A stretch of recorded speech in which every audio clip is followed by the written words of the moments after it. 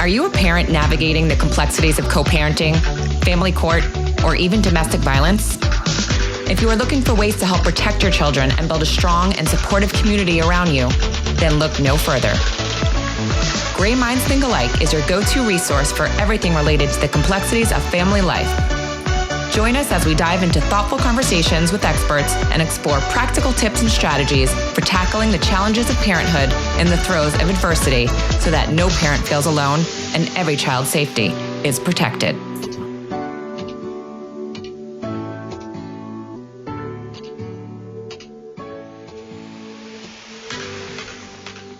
Welcome back to Gray Minds Think Alike, where we dive deep into the conversations that matter most with experts who enlighten, inspire, and empower. I'm your host, Ali Kessler, and today we're exploring a topic that touches every parent, whether you're raising toddlers, teenagers, or even adult children, the emotional lives of parents themselves. My guests are the brilliant minds behind the new book, Parents Have Feelings Too, A Guide to Navigating Your Emotions so you and your family can thrive. Hilary Jacobs Hendel is a certified psychotherapist, psychoanalyst, author, and expert in emotions. Her work has been featured in the New York Times, Time, and Oprah. Juli Fraga is a psychologist, writer, and parenting educator whose work focuses on mental health and well-being. She has contributed to national outlets, including the New York Times, Parents Magazine, and NPR. Juli is also on the medical advisory board of Baby Center. Together, they bring a powerful blend of clinical expertise and deep compassion, offering practical tools for parents to better understand, manage, and honor their own emotions. Because when parents thrive emotionally, the whole family benefits. We're going to talk about why parents often neglect their own emotional needs,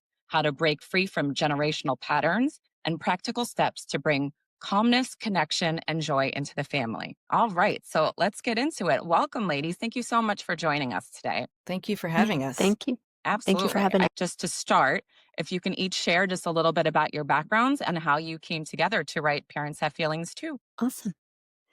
Let's see. I am a psychologist and I've worked with parents, for almost 2 decades. That's the specialization of my practice. But in terms of Hilary and I connecting, long story short, 10 years ago, I read an op-ed in the New York Times called It's Not Always Depression that Hilary wrote that I was just blown away with, just given my own knowledge about emotions. And also I had done one training in a form of therapy that Hilary and I both practice called AEDP. And so I also do a lot of freelance journalism and I was looking for great experts to interview. And so I reached out to Hilary and we started just collaborating. And then through that, we started co-authoring some articles and op-eds together. And during that time, Hilary's first book, It's Not Always Depression, came out that I read and was just also blown away by. I'm like, why doesn't everyone have these tools? Why doesn't everyone have the tool, of course, that's also in the book, The Change Triangle? And Hilary and I just started talking, I think it was during the pandemic, and talking about what if there was a guide for parents that really focused on parenting and emotions and brought these tools to the whole family, no matter how old your child is. And that's how the book was born. Yeah. Awesome. And Hilary, go ahead. I just wanted to add, it's really sweet because Juli and I we live in opposite parts of the country. I was raised in Manhattan with a psychiatrist father and heavy duty science background. And Juli was raised, would we call that the Midwest? Yeah, I was raised in Nebraska. So very different backgrounds, and yet when we come together and write, it's like it just works. And we always agree and just have great synergy together. So the writing has really been wonderful. And I guess the only thing that I would add about myself is that I went back to school when I was 39 to go to social work school and become a psychotherapist. And by dumb luck, I ended up at a conference on emotions and trauma and saw this triangle that I ultimately became so passionate about sharing because I had the best education in psychology and science that pretty much money could buy, and nowhere ever did I ever learn about emotions. And even being raised by a psychiatrist, we talked a lot about understanding ourselves, but there was no mention of emotions. And like all of us, I was raised to feel like I had to get over my emotions and that I was better than that, and that just to shove them down and shove them away and get on with life. And I went through 2 clinical depressions. I didn't know why. I went on Prozac, got over them. But when I saw this triangle, which explained how emotions work in the mind and body, the change triangle, I had one epiphany after another, and it helped my mental health from the moment I saw it. And right there, I thought, why didn't I get this in high school bio? You learn about, you have a stomach and a heart, but we have emotions all the time, every day. And life is hard and full of suffering. Why wouldn't we learn how to deal with our emotions instead of burying them? And then fortunately, many years later, I started writing because I actually had something to say for the first time in my life. And it was my pet peeve about not getting any emotions education. Really, it developed into a moral outrage. And so I thought, let me try to share some of this with the public and see what happens. Yeah, and it's interesting because I talk to a lot of parents every single day. I have a nonprofit for parents, and I think a lot of the time they focus on the children, on the child's emotions. So I love that this is actually about the parents, because it's like when you're in an airplane and they say they put the oxygen on the parent first before you can help anyone else. So I feel like that's this for parents. It's a perfect analogy. Perfect. Exactly. I was so sad that I didn't have this information when I was a young mother. Would have really helped Right. me in so many ways. I know Julie Yeah, feels the and same. like I said, Yeah. I deal with so many parents that are navigating, I guess, just difficult, maybe family dynamics and family, maybe divorce or things like that, family court, and their emotions are erratic, to say the least. And it makes co-parenting very difficult. So I think learning these tools helps the entire family, but it really, I believe, will solidify every relationship in that entire unit, especially when it's going through something like divorce and custody and things like that. No question. So I was reading over it, and I love all of the self-awareness stretches, and I was reading them and trying to actually like think about them. One of them said stretch back to your childhood and think of a time you felt alone or scared. And it's just so interesting because I put myself back there and I was like, oh, this is interesting. And then I'm like, how did I deal with that back then? I don't remember. And how would I have dealt with that today? I have no idea. So I guess let's just start with, why do you think so many parents overlook or suppress their feelings? Julie, do you want to begin? Sure. I think there's so many reasons. One, I think that a lot of parents probably suppress or block their emotions because they didn't have caregivers or parents who were tuned in with their emotions. So they couldn't pass on the skill. So they're merely doing what's been modeled in their own families, which is maybe they were told they could think their way through an emotion. Or maybe emotions seem dangerous because whenever they came up, maybe they were shamed for having them. Or maybe they were told to get over it. And so without any realization, the pattern just carries forward, also because in our society, we don't really even receive any education about emotions. In schools now, I think there's some more education for kids, but what does it mean if the kids learn about emotions if the parents aren't learning about them too? Good answer. Oh, thank you.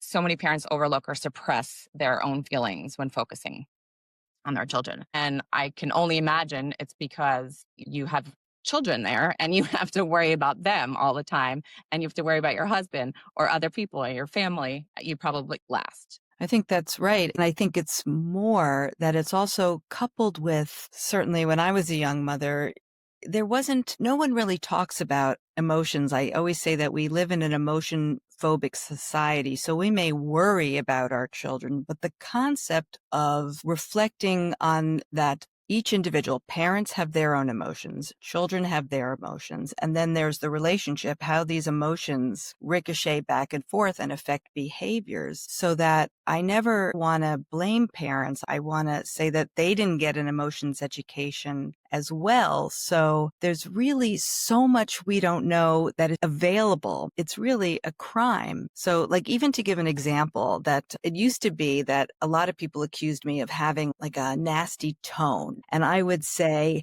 that's just the way I am. I can't change that tone. And then I learned about emotions, and I learned that these things called core emotions like anger or fear, Right. Like the affect movie the Inside Out. body. Exactly. They affect the body. They're not happening in our brain. They're happening in our body, and they affect the tone of voice, the tension in holding them back or not acknowledging him. And when I learned that, then I could take in that information that my tone was from changes in my body that emotions were causing. And that allowed me to be curious about them as opposed to defensive. And I think Okay. that's what we're trying to cultivate, is a sense of really like affirming our emotions and validating emotions so that we can become curious about the things and the behaviors and ways of thinking that aren't serving us or our children, and are open to the idea of change or healing, which is completely possible because the brain changes from the time we're born till the time we die. So it's a very hopeful model of understanding So I'm oneself. curious, when someone does have a tone, like you said, that was harsh or whatnot,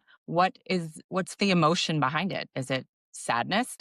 And then Julie, you can add to this. It could be anything, because when what the change triangle shows you, and for those listening, you may want to Google it if you're not driving and look at a picture. It's basically at the bottom of this triangle are these survival emotions that we're all pre-wired to have that you can't control with mind over matter. That's just a myth. So those are sadness and anger and fear and disgust and joy and excitement. And when those come up and we don't know what to do with them, we push them down with emotions that inhibit there's like two kind of categories, and the ones that are good at pushing our core emotions down are things like anxiety, guilt, and shame, which we're all familiar with. So we might get a tone when we're angry, and we might want a tone to show that we're using our anger wisely and we're asserting with our children, this is not okay. So you might bring forth your angry tone, an assertive tone. But like for me, it was that I was feeling overwhelmed, scared, mixed with sadness, like the full gamut of emotions that our children bring up in us. And as a result, there was like a physical tension and a constriction, and I would get very obsessive about cleaning. And those are the protective defenses that are brilliant and that spare us emotional discomfort in our body where emotions live. But that's mostly the kind of things that create a tone and speed us up and make us have outbursts and behave in ways we later feel guilty for. So my tone was really about managing several emotions by trying to push them down and be perfect. And of course, that doesn't work because there's no such thing as perfect. Do you think most of that is learned from your childhood? Like maybe you weren't taught to express yourself and you push them down, as you say? Or is that something that develops later, or both? I think that it can be a combination, but I definitely think, and no fault to any parent, because when were they learning these tools and skills? But it probably starts in childhood because we can't pass on something to our kids if we don't have the information. But just the very nature of emotions start in the body. And when are we ever taught how to scan our body almost like a detective to find kind of what sensations are coming up and to be able to pair that sensation, a tightness in my chest, a tension in my jaw with a particular emotion, and then what to do next? And then we live in a fast moving society and there's so much stress out there for parents. And you combine all of that and you get a perfect kind of, or imperfect, or more accurately said, imperfect storm of kind of ways not to handle emotions because nobody's really learned a different way. And I don't know if Hilary wants to.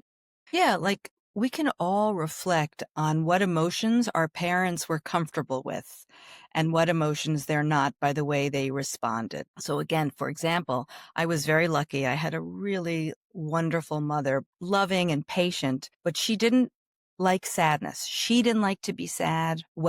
Sadness was not named in the household. So when people died, like even the people on my mother's side, we didn't go to funerals. We really avoided it. And I avoided sadness. And therefore, as a result, as the change triangle kind of shows on this map of the mind and body, I became anxious around death and illness because I couldn't say I'm sad. I didn't know how to be with my sadness. I thought I had to fix it. I thought I couldn't feel sad. And I thought if somebody else was sad, I had to take away their sadness. And again, just learning in one lecture that we can't avoid sadness, that sadness is there because when you love somebody and you lose them, you feel sad. And if you didn't feel sad, you really couldn't love because you couldn't experience loss, if that makes sense. So it's what connects us to the things that we cherish. And I also didn't know that sadness was an emotion that if you felt it came as a core emotion comes up and out like a wave. And that it, most of the time, like as a therapist, if I'm making space for someone to grieve something, the full wave lasts maybe 2 minutes and then they feel calm. Then there might be another wave. And it's not that we don't carry loss with us for our whole lives when we lose people we love, which we do, but that the release of the emotion and the energy that all core emotions have with them, because core emotions are basically a biological program to make us do something that's adaptive for survival. The easiest way to understand it is fear makes us run. So if a wild animal came into the room right now, we'd all run before we even knew we were afraid. It would just happen rapidly and without conscious awareness. So that's a great example of the purpose of emotions. They just happen, and we can only be with them after they have ignited in our body. Then we have control over how we respond to emotions, but we can't stop them in their tracks before they happen. It's biologically impossible, because that's how humans evolved for millennia, to be able to, it's adaptive for survival to have emotions, even though they're painful and I can tell you, uncomfortable. I lost my son 4 years ago and go through every emotion almost every hour. I think I could just be outside walking my dog and just start crying because I see a butterfly, or I remember my son throwing sticks out there, and then I just run with it and maybe cry for a second, and then I wipe my face, and then I continue walking my dog, and then I come back in, and then I do work, and then I might laugh from something on TV, and then I'll think about something again. I literally go through every gamut of emotion all day long. So I totally get that. And I guess I just live with it and I deal with it, because I know, like you said, grief means love. I have so much love for my child that I don't try to fight my tears. I try to actually sit in with it because I want to feel it, because otherwise it's like it almost never happened. And that's, I see you even, I can see the feeling in your face as you're sharing that, Ali. And also, so that's one reason, but also it's so wonderful that you allow yourself to feel the feelings and the waves come up, because if not, it takes energy that we need for living to push emotions down. And so there's a whole other health reason that we want to name and experience our emotions. As difficult as that may feel in the moment, we feel so much better when we do that a little bit afterwards, if not right away. And I always feel like, I'm like, you know what? Grayson deserves this. He deserves me to be thinking about him and remembering. And sometimes it's a happy thought. It's a happy emotion. But yeah, I go through the gamut of emotions. So I guess, can you walk us through the main framework or approach that you use to help parents navigate their emotions? Because I sure can use this one. Have you answer this, Hilary, because I think you can answer it so well. Okay. Yeah, I'm sure you could do a great job, but I'd be happy, as you can say, I'm very happy talking about this, my favorite subject. Yeah, so in a session, whether it's, you want to call it therapy or emotion coaching, I use all different terms because some people still feel a stigma around getting help, which is so sad in itself, because humans are wired for connection. We are wired to be with each other, especially in the midst of feeling. And this type of therapy that I was trained to do after I was trained conventionally is all about helping people feel connected while they feel feelings. And this is a good time to point out that with children, right, when babies and children are born, they need their caregiver to help them process or move through emotions or regulate their nervous system. So they can't do it alone until their brains become more mature. They need us to help them name what they're feeling and make sense of it without being too intrusive, of course. But same thing with therapy. So with an adult, I do teach the change triangle to everybody, because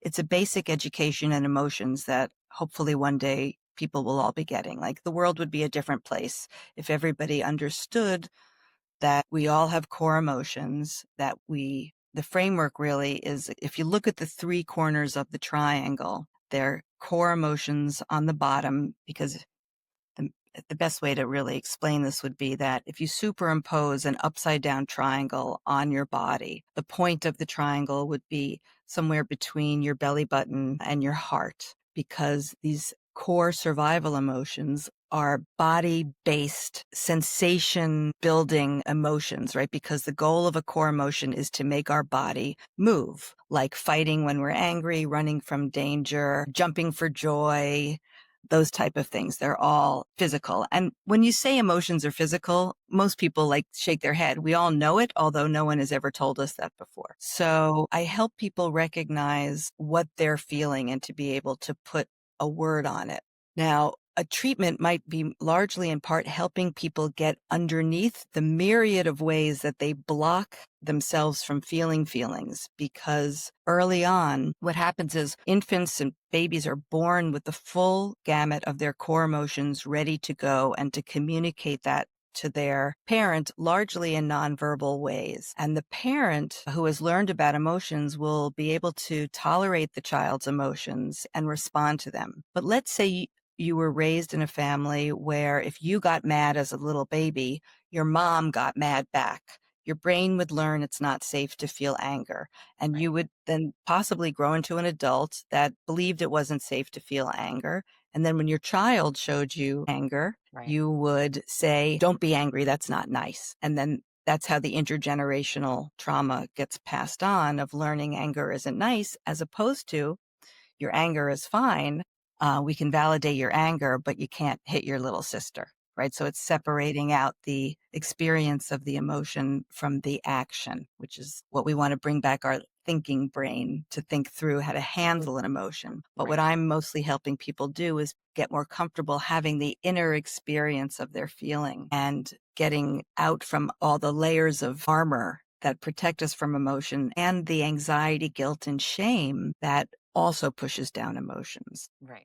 And these inhibitory emotions, which if we go back to thinking about the triangle superimposed on our body, with the point of the triangle with the core emotions in the body, the top of the triangle, you can imagine hovering above your shoulders, out of your body. Because when we have learned as children that our emotions aren't welcomed, we use anxiety, guilt, and shame to push them down. And so many of the patients that I see come in because they have those feelings that don't feel good, and we help them get underneath that and back to their core emotions. Is that what anxiety is, or why it happens or it comes from? Is just Yes. suppressed emotions? Yeah, to a large degree, yes. Anxiety is a part of life because emotions are a part of life, and we're not in the business of getting rid of emotions, and we can't. What we want to do, for example, with anxiety is differentiate kind of anxiety that happens when you're trying something new or you're striving or you're doing something daring from anxiety, just like trauma anxiety, or from kids that really struggle to do things that are part of just growing up and being a functional adult. So anxiety, guilt, and shame we need all of those in life, but guilt is so we know when we're good people, we do bad things, we feel guilty. And when we do other bad things, we might feel ashamed of ourselves. And that's good. We want quote unquote healthy guilt and healthy shame. But when we tell our kids that they're bad for fundamental parts of themselves, maybe not because we're mean, but because we're scared. So let's say you live in a town where everybody plays sports and your little boy says he wants to be a ballet dancer. That might trigger fear in a mother or father that my kid will be ostracized. And therefore that fear, instead of being worked on by the parent and understood and thought about, automatically translates to telling our kid, are you crazy? You can't be a ballet dancer. What? Are you weird? Are you strange? And that type of thing creates like a toxic guilt or shame, because now the child is being triggered into a state of feeling unacceptable, certain parts of them, and they have to hide those parts. And some parents may be out there saying, darn, they have to hide those parts. But it can later manifest in difficulties like chronic anxiety or a sense of a loss of self with no confidence. Right. And too much of hiding in a turtle shell or lashing out. So we're really trying to help the adults that come in be able to understand what are the ways they protect against emotions on the top left-hand corner of the triangle, these protective defenses, and work their way down through the inhibitory emotions, back down so they can feel their core emotions. And when you can feel the full range of your core emotions, that ushers us into what we call the open-hearted state of the authentic self. And that's when your nervous system is regulated and you can feel your feelings, deal appropriately with your feelings, and connect to your family members and relate positively in quotes, whatever that means for the moment. It may be like yanking your kid away from an electrical socket, but whatever that means, what's adaptive for the family and the connections in the family. Right. So it's a complete map of where we want to spend more time. And just as one last thing, we don't spend all our time in the open-hearted state of the authentic self. That's not the goal, but it's to be able to get back there when we're triggered faster and faster as you work this change triangle over a lifetime, and that you can spend more time in open-hearted states, even when your children are doing things that are triggering. That you can understand that, oh, this is whatever reason this comes from my childhood. These are beliefs that I learned that aren't serving me. And I now have a vehicle to get to change. And it's empowering for sure. And then parents can model this type of validating feelings while moving kids towards appropriate behaviors for their adaptive survival, thrival. So how do you suggest parents handle feelings like guilt or shame, frustration, when sometimes it's like taboo to admit that they have it? That's such a great question. And I think the first part is for them to even start to recognize some people don't even know that they're experiencing guilt or shame. There's such kind of taboo emotions that they've come out, as Hilary said, they come out sideways in what we call protective defenses, things we do to protect ourselves from feeling something that's unbearable. So maybe if I feel guilty because I can't go to my daughter's back to school night because of work. Instead of recognizing my guilt, if I don't know yet have that kind of tool, I might go into, I don't know, doing too much people pleasing or saying yes to things maybe for the family that I really don't have time to say yes to. And then maybe I end up feeling even worse in a way. So it's slowing down enough to recognize the sensation and what's coming up. And then just like we teach our kids to name an emotion, to really just name our guilt or our shame or our frustration,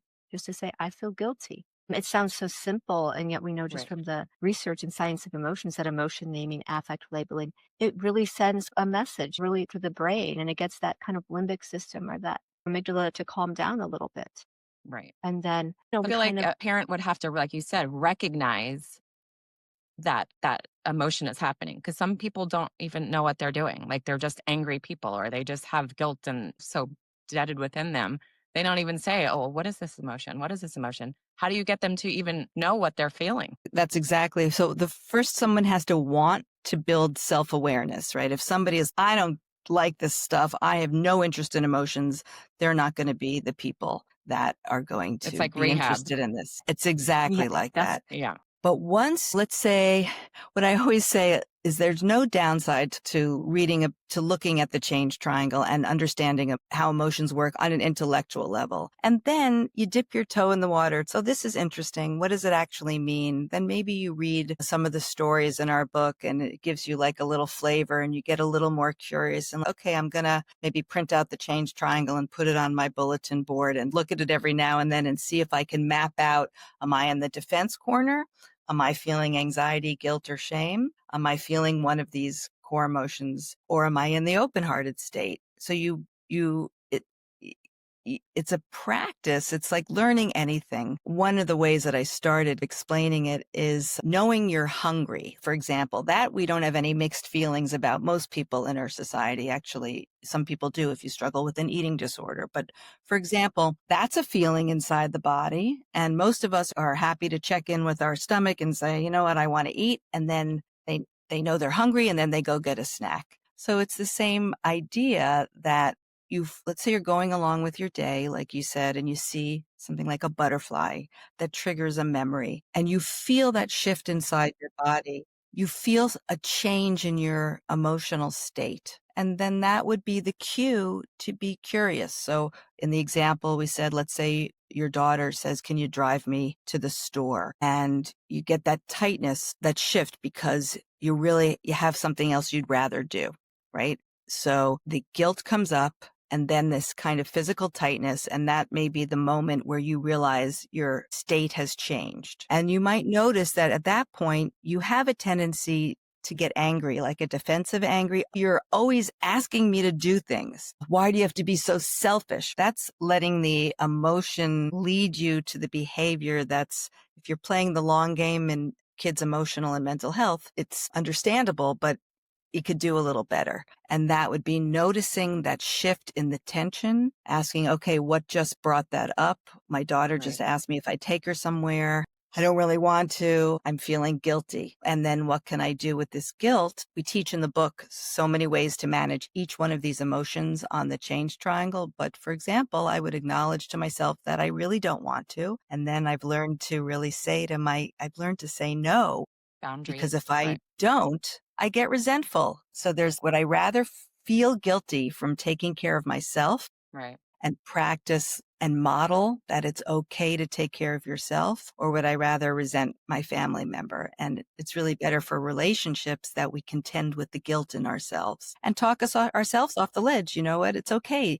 Don't have to be perfect. And it's much better that I invest this time for myself and having a date with my friend than. Right. See, I'm going through something like that, but in the opposite way. My mom Mhm. is older and she's actually in the hospital right now, but she always needs help with things and needs to go to doctor's appointments and go to the store, help her just around the house. Now that I know she's sick, I always just have guilt in the back of my mind. Should I be spending more time with her? Should I be there? I call her every day. She lives nearby. I'm always thinking, should I do more? Or I have guilt about me not wanting to take her to the doctor. And then I get through this whole gamut of emotions like, how can I even think like that? If it were me, I would need someone to take care of me. So it's not just parents. I guess it goes both ways, dealing with your parents and dealing with your Mhm. children, just that feeling of guilt. Totally. Yeah. But I guess it's just part of life also. Right. Guilt is what makes us these are adaptive emotions, right? It's what makes us do the right thing to stay connected to the groups and tribes and communities that we need. Again, so it's like the being able to work with the guilt to think it through. Okay, if I go and take care of my mother, am I depleting? Do I have zero fuel left in my tank? And therefore I go, I'm short with her, I'm Right. impatient. Maybe Well, that's that's not how it so usually good. is. Yeah. Yeah. I remember when my mother was sick, but I would I'm even sorry. say to her, she would want to talk on the phone every day for a long time. And I would say, Mom, you know me, it's if I can have the space to talk to you, I'm not going to be impatient with you. I'm not going to Right. be short with you. I'll really be able to have a quality conversation. Right. So would you rather that I called you in a sort of a not a great mood more frequently, or would you rather we had some quality time together? And she said, yeah, I'd rather that we had quality time together. But it took me till I was 60 years old to be able Yeah. to say that. Yeah. No, No, it's true. but if I had learned the change triangle, maybe I would have learned it earlier. And it's just so helpful you can be kind and set boundaries too. That's a lot of people get angry. And so they set these boundaries in a sort of a hostile, contemptuous way. But if you work on your feelings and you calm them down a little bit before, you just take that confidence that you can't do something and you could say it in a sweet way. I'm so sorry. I want to see you. I want to take care of you. But Right. I Now just my need, mom feels guilty. She feels guilty asking me because she thinks it's a burden. And I don't want her to feel that either. I'm like, of course I'm going to do it. Don't feel burdened. yeah, I'm your daughter. yeah. Or we know all people in relationships we are burdens, and that's okay. We're good. There's good burdens Right. and bad burdens. I want to be burdened by my children because I love them, but it's like lying on a beach sipping a margarita to cook dinner for four people.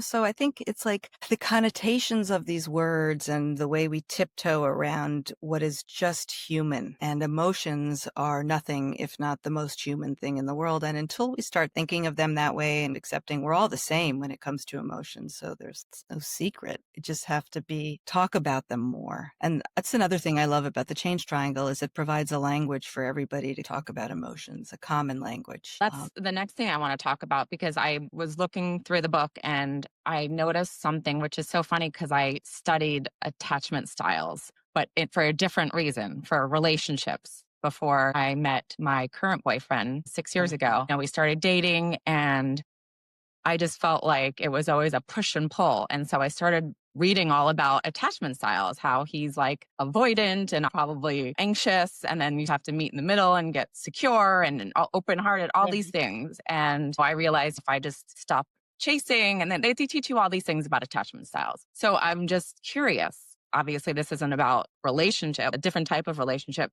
How do attachment styles affect parents and children relationship? That's such a great question. I think attachment styles, even if we don't know our attachment style, it's the blueprint in terms of how we relate to other people and how we relate to ourselves. So attachment styles oftentimes get passed down, especially when people aren't aware of them.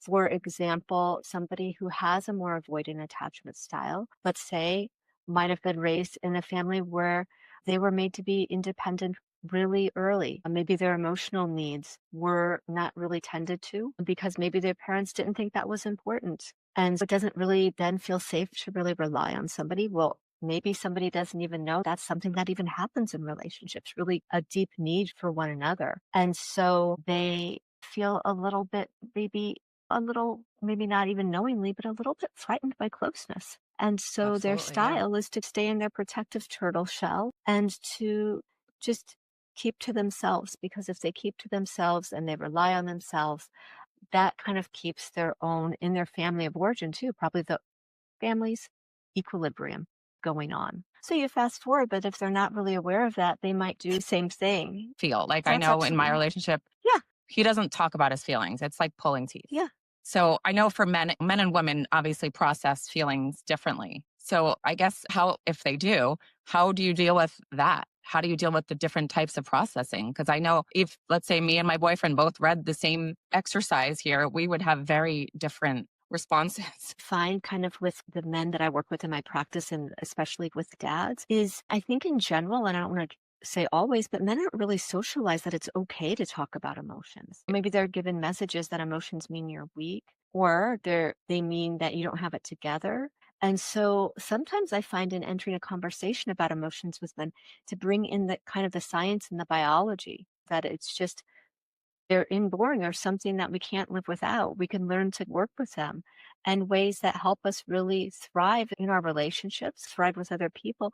And that when we get down to the bottom of the triangle, we're really talking about being connected, right? Maybe with our kid, with our partner, curious about ourselves and about other people, having compassion for ourselves, having compassion for others, being in a state of calm, that we're at a place then where we can communicate in such a different way. Maybe starting point for somebody, maybe with an avoidant attachment. It's interesting, just maybe my husband won't appreciate that I'm saying this, but my husband was looking at the book when doing some self-awareness stretches, and yeah, I recognize this.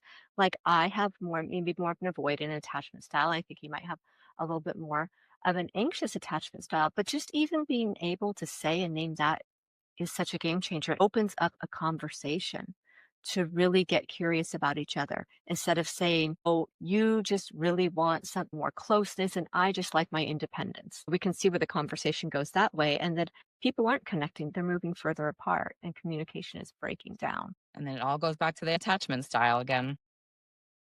And the attachment and emotions go hand in hand, and the ability to connect to our own emotions and the ability to tolerate other people's emotions, including relational emotions like love and longing and desire and need. And these all go hand in hand. And that's why the basic kind of this idea of an education in emotions, which is really a void in our society, it just gets people, one, it gives your intellectual mind some knowledge with which to think about yourself. And of course, with attachment style, none of us really fit the book. These are just kind of ways to understand ourselves a bit better, but we can certainly change our attachment style from that. Do you remember that category called earned secure, where you work on yourself enough and you work on some of the fears by just articulating what does it mean if I say I love you? For some people that can't say that, what does it bring up?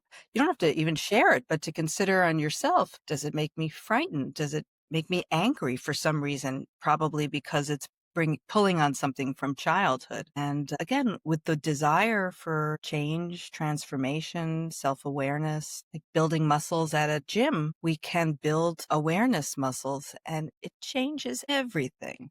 And yet we fundamentally, in some weird ways, stay exactly the same, like our core essence. But it absolutely helps us navigate life, because the goal here, to be clear, is like permission to feel and have emotions does not mean you relinquish your thoughts or have an excuse to behave emotionally in inappropriate situations. It's really data that we want to use the emotions that we have plus our thinking brain and rational brain together to come up with the best solutions for life. And one without the other. Too much emotion without thinking is no good, and too much thinking without feeling. We've lost one of our main compass or sails for sailing the ocean of life. Now, I'm curious for when I said a lot of our listeners are going through divorce or co-parenting, and some of them are in like high conflict custody battles or just a very non-amicable divorce. How, and obviously that brings on a lot of emotions and it affects the children.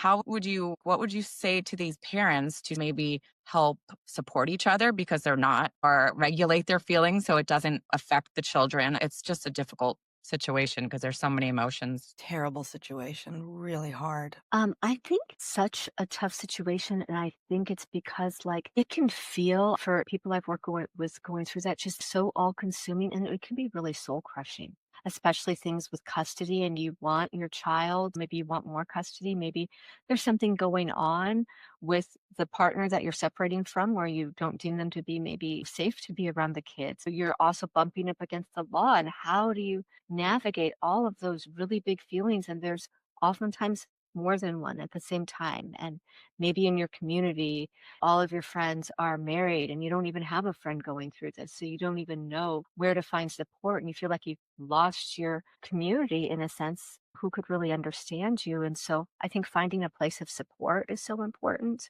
Places Therapy where you helps. can just, yeah, therapy, a support group where you can really express what you're going through. And then also that what I love also about emotions education and the change triangle is it can point us in the direction of things that we can control.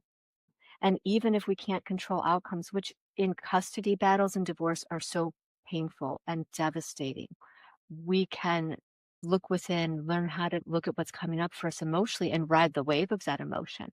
And when we do that, we can at least in that moment get to calmer waters. If I'm calmer, maybe I can identify more of what I need. Maybe I know I need to reach out to that friend.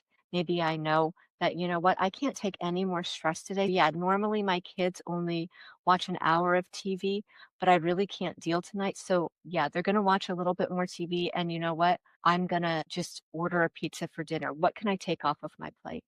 Or Right. what does self-care Give mean? And yourself some especially grace. from yeah, extend some Yeah, grace, compassion, and also what do you need emotionally can point you in the direction to be able to maybe identify as much as you can those needs and have them met as much as they can be met. yeah. I had so many horrible emotions when I was dealing with my son's father because he was narcissist and obviously he had mental health issues, but he just made me feel so horrible all the time. And I didn't want my child to feel that or see that. And sometimes I felt like I lived double life. Like I would be mom and be happy mode. And then when he was asleep or whatnot, or no, I would just be a whole different person. So it's sometimes just learning how to turn it on and turn it off. And like you said, I showed grace. Like, did I give him my iPad to watch his shows while I took care of work or cleaned or did things? Yes. And you know what? I was raised in front of a TV my entire life and I went to college. I have a degree. I'm okay. You do what you can. Every parent does what they can. Right. Those are like survival modes getting through those times, and just enough support and a place to, it does help to have a place to bring feelings. And if people have access to therapy and they find someone who understands emotions, which I think is really critical and not enough therapists do yet for, again, whatever reason, the society that just de-emphasizes the importance of emotions still, even though there's so much science. There's like huge bodies of science that help explain this. It's cordoned off. But be that as it may, just a place to bring the rage of being mistreated or the despair or the hopelessness just creates a little more room to go back out there and live another day through it. Absolutely. So I guess if a parent is listening to this right now and they're feeling hopeless or stuck in a negative pattern, what words of encouragement would you give them just to know that there's light at the end of the corner? No, one, that most things in life are temporary True. is a great mantra. Right. And just to keep Right. reminding yourself there are better days ahead, and that there's always a way to find some sort of help, whether it's anything from listening to a podcast to reading a book to talking to a counselor to going in for trauma therapy, that they're not alone and that there's help out there, even though it may feel so alone. It may feel so desperately alone. And that's maybe the hardest part for people that feel so alone is to just get your feet to walk somewhere where you have to go, or to make that phone call in spite of every bone in your body telling you not to do something, or that it's shameful, or that nobody can understand, to fight against that. Yep. There's always tomorrow. Where can everyone get your book, Parents Have Feelings Too, and connect with you both for more resources? Yeah, for the book can be ordered right on the Penguin Random House website. Okay. And then in terms of social media, people can connect with us on our at Parents Have Feelings Too Instagram, and also at Hilary Jacobs Hendel on her Instagram, Hilary's Instagram, and also for many great resources on emotions education on Hilary's website. Okay. I'll put all of that in the show notes as hilaryjacobshendel.com. well for people. The book is available everywhere. I don't know Amazon. what's there. It's everywhere. It's Okay, Amazon, great. Barnes & Noble. You can walk into any bookstore and order it. You can just Google the name Parents Have Feelings Too. And what was your other book about depression? Yeah, it's called It's Not Always Depression. And the difference is it goes deeper because you can't think your way through an emotion. When you're trying to teach emotions education, how do you help people have an experience of an emotion? So lots of deep stories from my therapy practice where you get to be a fly on the wall and see what trauma work or wounding work from most of these people, like all of us, have wounds from our childhood that then turn into symptoms later in life. And it's really how you work the change triangle. And because in AEDP, we record sessions as part of our training, I had really verbatim transcripts that we turned into stories with the Random House editor. So that's, if you read Parents Have Feelings Too, and you even want to learn more and do a deeper dive, It's Not Always Depression. Yeah, because people probably blanket their feeling emotions of hopelessness or sadness or whatnot. And they're like, oh, I must just be depressed. But maybe there's more of a root cause. Well, that's the thing. We're told that depression is, oh, you take a pill, or that there's something wrong with your chemistry. And also with chronic anxiety, you'd think they would tell us that there is a root cause, and it's blocked and buried emotions, and that depression is a defense from emotions in that it shuts us down. It works very well, but you can't function. Just like drugs, a fabulous defense. They really work to stop those emotions. But when you do it for long term, it really messes up your life. So we want to use our defenses minimally and flexibly and have control over which ones we use, not automatically use these defenses. Yeah, I'm on my dealing website, with that personally now, because since my son's death, I have high anxiety over the most random things that I've never had anxiety over before, like driving on ramps or just silly things that have nothing to do with my son or his death or any of it.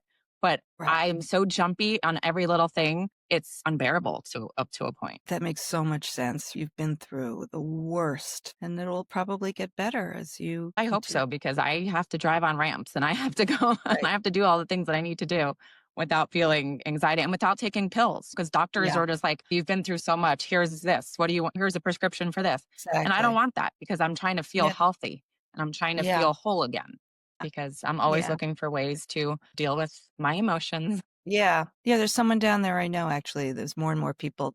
Florida had very few therapists that knew how to work this way until recently. It's picked up. All right, great. I'll definitely, connect with you about that. And I thank you so much, both of you, for sharing and talking with our listeners and about the importance of dealing with our feelings and emotions, and not just everyone else's. So thank you again. I really appreciate it. So welcome. It's been a pleasure. You're welcome, and thank you I will so put all your much. info and everything in the show notes so everyone can get a copy. Great. If there's someone that you want to hear from on this podcast, please feel free to send me an email. Or if you would like to be a guest, please reach out at Ali@graysonschoice.org.